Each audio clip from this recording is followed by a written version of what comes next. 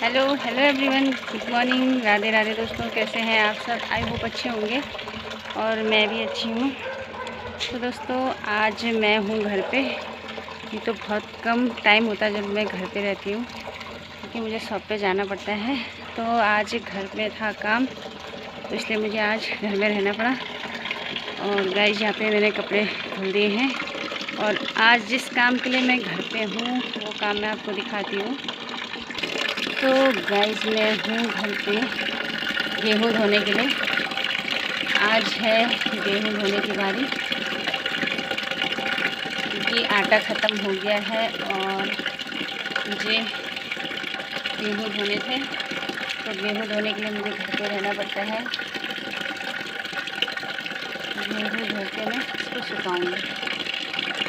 यहाँ पे हम लोग स्टोर करके गेहूँ ले लेते हैं और बस जब उसे पिसाना हो तो फिर धो धा के उसे सुखा के पिसाते हैं।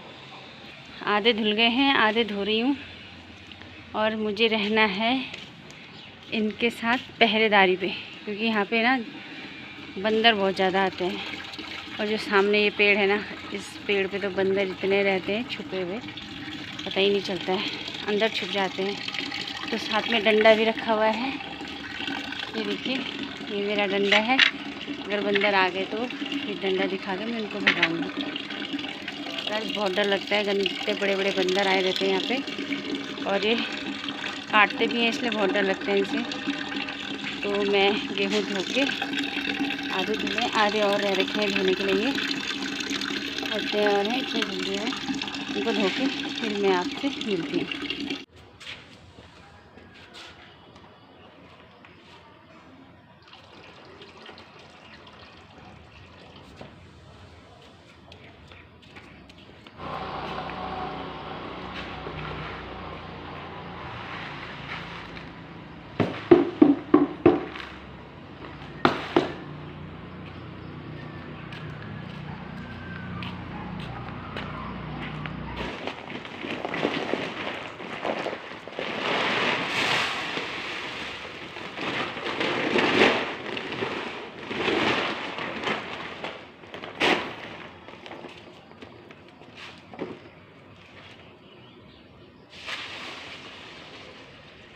तो गाइस यहाँ पे मैंने धो लिए हैं गेहूँ।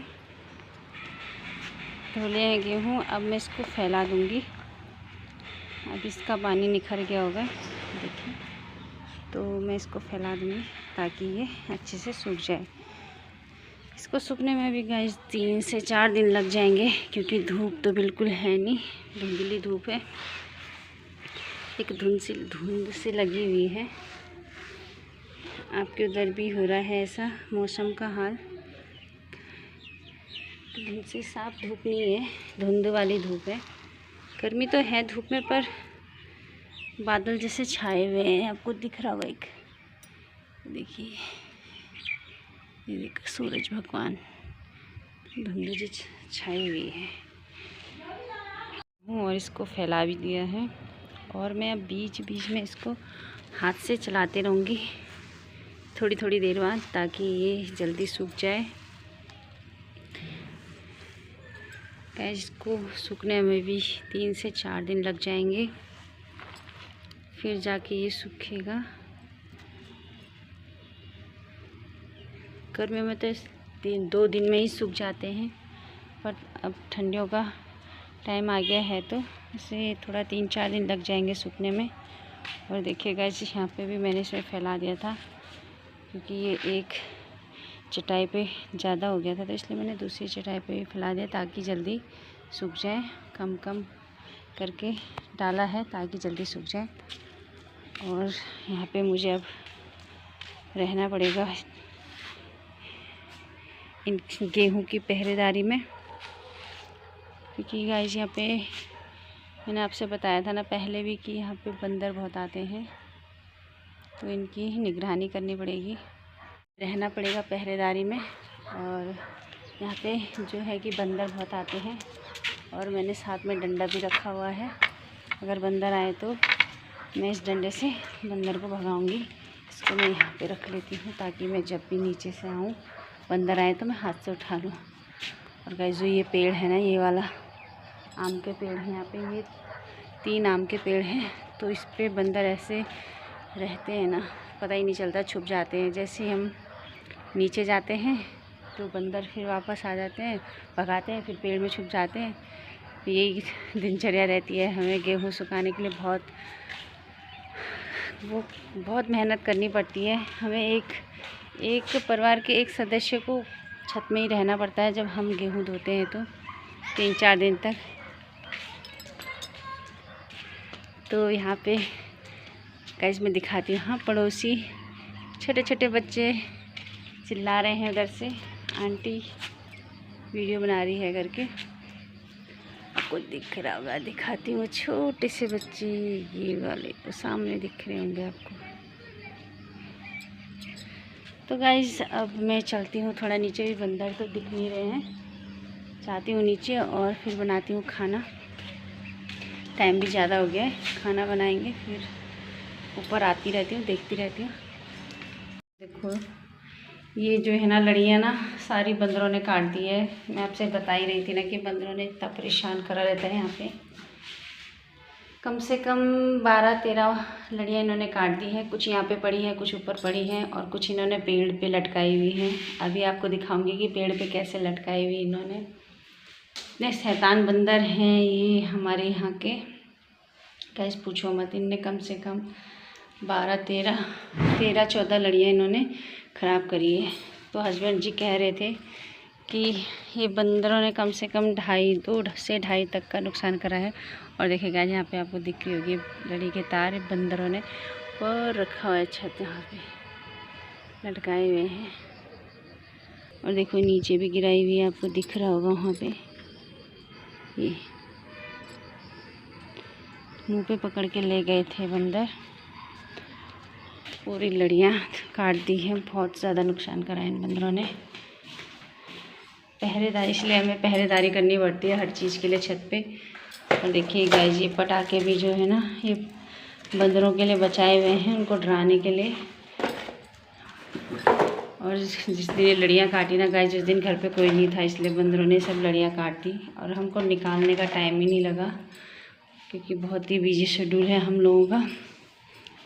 तो घर पे कोई नहीं रहता है, तो ये बंदर बहुत शैतानी करते हैं, कपड़े भी ले जाते हैं। अभी गेहूं का पहरा देने के लिए मुझे रहना पड़ेगा। तो गाइस अभी मैं चलती हूँ नीचे खाना बनाने के लिए। सो गाइस तो आ गई हूँ मैं अभी यहाँ पे कीर्तन में। यहाँ पे पड़ोस में आंटी जी ने घर पे पूजा कराई थी, तो उसी का भजन कीर्तन हो रहा है अभी। कथा तो हो गई थी और अभी चल रहा है भजन कीर्तन।